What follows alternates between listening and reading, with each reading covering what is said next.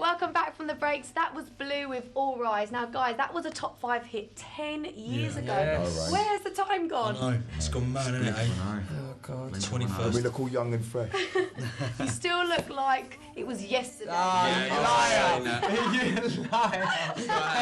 See what I mean? It's true. Don't lie, you like that. You're telling me I look... You all look She said that. You saying She that I said still that, look then she 17 laughed. years old? She said that, then she laughed. Now, guys, were you going to reform because of Eurovision, or was it always on the cards? It was always on the cards. Yeah. I mean, I think since 2009, when we was asked to do the Capital, Help the London Child, which is one of our favourite charities, and when we headlined that gig at the Emirates, and with the response that we got, and was immense, and you know the way the press ran with it as well, saying that we were reforming, it kind of put a little bit of a dampener on it for us, because that wasn't our comeback. Our comeback was always going to be on our 10th year anniversary, because we all had contracts to outsee. So, but now that you know it's come around, it's our 10-year anniversary, and we've been asked to do Eurovision, and actually Eurovision is actually a week, 10 years from when we released our Exactly. first single. Wow. To the month. To the month. Yeah. It was meant to be, So guys. it feels like that. Yeah. So as Simon Webb once sung, it's coming around again. Nah. Oh yeah. You just remembered. I did that. I did that one. So no worries. Number 1 in Germany, by the way.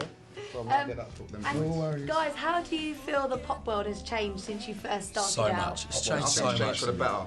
Yeah? But Yeah, it has. It's It so has. different. It's changed for the better. I do miss Woolworths and all the kind of physical I miss- sales. I'm talking about the kids that are charting now, like your Tiny Yeah. Tempers and your Chipmunks, and because I mean I've seen them kids come up, you know, when radio and the press and when people used to say there will never be a grime or a rap industry here, and those kids are stuck at it, and their actual family. I mean, N-Dubs were probably the first people to do it. Yeah. You know, they Love burst N-Dubs, down the doors, and you know everyone in the industry went, where did these boys come from? And it's like, how are they selling? You know, and it's, Dappy's and one that's of because my they put in favourite the rappers. groundwork, and that's why. They're really hard workers, yeah. Yeah, And now yeah, look what's man. happened. Dappy's amazing, like rapper. He's charismatic in the way he flows and just I the love way he Talisa. I love her performs. voice, man. Well, listen, you've heard it here first. Look out for Lyrican, right? This Yeah, kid, Lyric and stuff. He's the next one to He's come the best.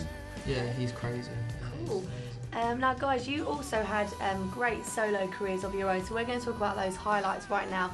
First and foremost, Anthony and Duncan, you guys had huge success in the West End. Yeah. Anthony Blood Brothers, and you with Chicago and Legally Blonde. Yeah. So what was that experience like? It was amazing. It's, I mean, acting was always my passion, and to be able to go out there every day, week in, week out, being someone else, performing in a Scouse accent, getting standing ovations every night, it sort of buzzed you up, do you know what I mean? And it made me the person I am today, because obviously doing the band first time around was amazing. I was 18 years old, 19, so I didn't have no life, do you know what I mean? It was amazing.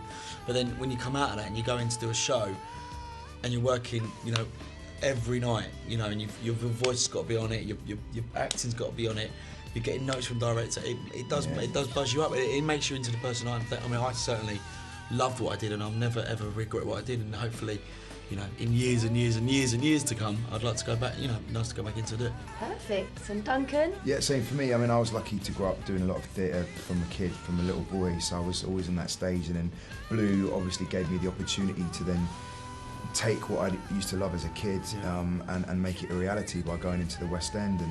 And for me, opening Legally Blonde was just incredible. I got to work with some fantastic people like Sheridan Smith, who is just, she is probably one of the best English actresses we've got in this country, and now she's become a great an actor. She's become one of my best mates, and she's a great girl and a great woman, and I had an opportunity to work with her every night, and we just had the best time. And the show, everybody said, oh, it's gonna flop, it's rubbish, and it went out to prove, and it's still running, and it's won all the awards, and it's one of the best shows now in London.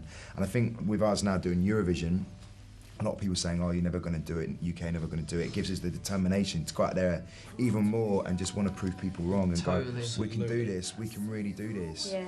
But we need you guys to get behind us and support it, and you know, if you do that to us, then we're going to go out there and do you proud, definitely. Yeah, the single's out now, so you can download it, and it has an amazing amount of support from from press and from TV and the fans. But you know, radio hasn't been too fantastic for us, but against all odds we're still coming through and doing well. But c'est la vie. Yeah, c'est la vie. And we just want to say thank you to all you guys out there. Thank you, downloading definitely. it and Thank you. supporting us. Thank you. Thank you. Means a lot to them for sure. Now Simon, you had a really good solo pop career. You done really, really well. Were the guys quite gel about how well you Gel. did? You've been watching this plays Essex too much. Were you quite gel? You The did only do, way. Simon, you did do extremely well with your solo stuff. Did you think it would do as well as it did do? Yeah. Yeah, of course it did. No, I didn't actually. I mean, being a solo artist wasn't something that I thought would ever be on the cards. No. You know, I always thought it'd be Blue, but when the opportunity came up, I just thought, what kind of album would I want to do? Would it be rock? Would it hip hop? You know, I'm so versatile when it comes to the music side of things. So I kind of went with one of my best influences, which is Bill Withers. I don't know if Lean on Me and Yeah, Lovely classics. Day, yeah. So that's the kind of style I went for, Cool. and it just kind of connected. And I'm really, really grateful for those people out there that went and supported it. Perfect. And Well, how Lee, many of albums? course. A million albums Oh, you sold, right? over 1.2. Go on, lad. Wow. Amazing. Definitely, that's Amazing. incredible. Lee, you also had a solo career. You came out with your amazing track, Army of Lovers. Yeah, And then people were sort of saying you were the Robbie Williams of Blue. I hated that. And then you had a change of record label and it didn't quite work out as well as you wanted it to. So how did that make you feel? Do you know what the thing is these days? It was always difficult. I felt like I wanted to make, same with Simon. You know, I wanted to make an album with classic kind of vibes. I wanted to do like an album that had. I was always going on about Donny Hathaway, Michael McDonald, Marvin Gaye, and I just couldn't do that. Even though Army of Lovers was a great track, it really wasn't what I wanted to do, and I think that was what was so difficult about that album. And albums after that, it was like trying to get that kind of stuff across, and it's hard to be a white guy saying, well, I want to sing soul and R&B, but old school R&B, and record labels just don't get that. And I think if I'd ever do it again, you know, I'd probably just do it by myself. And if not- you had James Morrison's album, is Then it James he- Morrison? Yeah, James that Morrison. album. I mean, when I heard that, I was like, that's Lee.